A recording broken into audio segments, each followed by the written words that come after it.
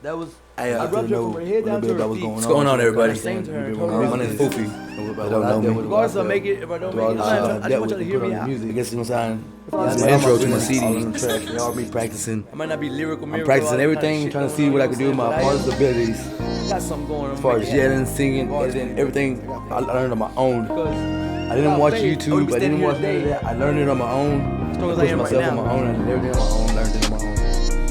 But the reason why I'm telling y'all this is because if you hear any of my music and you hear everything on there, I just hit record and I talk about what I feel.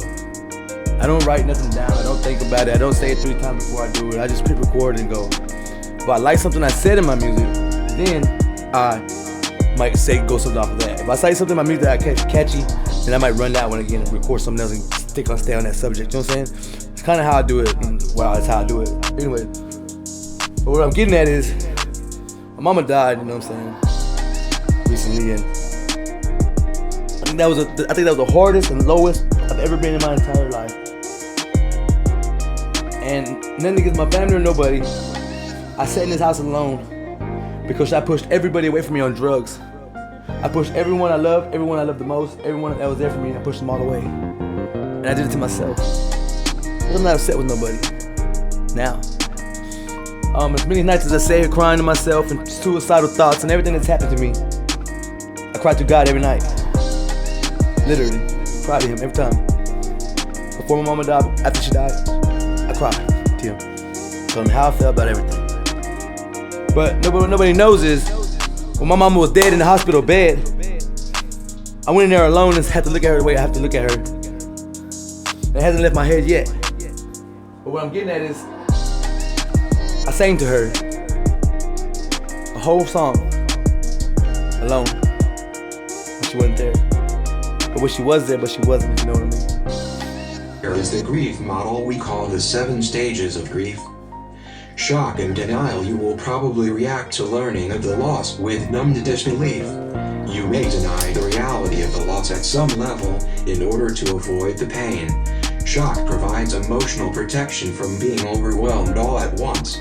This may last for weeks. Pain and guilt. As the shock wears off, it is replaced with the suffering of unbelievable pain.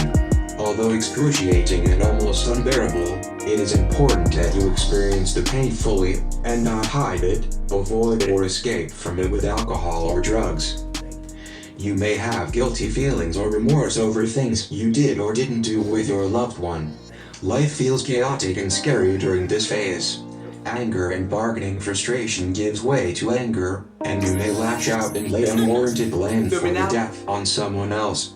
Please try to control this, as permanent damage to your relationships may result. This is a time for the release of bottled up emotion. You may rail against fate, questioning, why me? You may also try to bargain in vain with the powers that be for a way out of your despair. I will never drink again if you just bring him back. Depression, reflection, loneliness. Just when your friends may think you should be getting on with your life, a long period of sad reflection will likely overtake you. This is a normal stage of grief, so do not be talked out of it by well-meaning outsiders. Encouragement from others is not helpful to you during this stage of grieving. During this time, you finally realize the true magnitude of your loss, and it depresses you. You may isolate yourself on purpose, reflect on things you did with your lost one, and focus on memories of the past.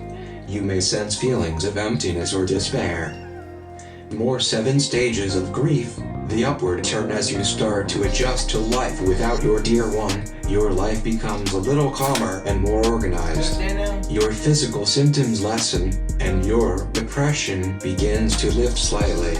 Reconstruction and working through. As you become more functional, your mind starts working again, and you will find yourself seeking realistic solutions to problems posed by life without your loved one. You will start to work on practical and financial problems and reconstructing yourself and your life without him or her. Acceptance and hope. During this, the last of the 7 stages in this grief model, you learn to accept and deal with the reality of your situation. Acceptance does not necessarily mean instant happiness. Given the pain and turmoil you have experienced, You can never return to the carefree, untroubled you that existed before this tragedy, but you will find a way forward. You will start to look forward and actually plan things for the future. Eventually, you will be able to think about your lost loved one without pain, sadness, yes, but the wrenching pain will be gone. You will once again anticipate some good times to come, and yes, even find joy again in the experience of living. You have made it through the 7 stages of grief. You have made it through the 7 stages of grief, aka Fufie. Run that shit, YouTube, live.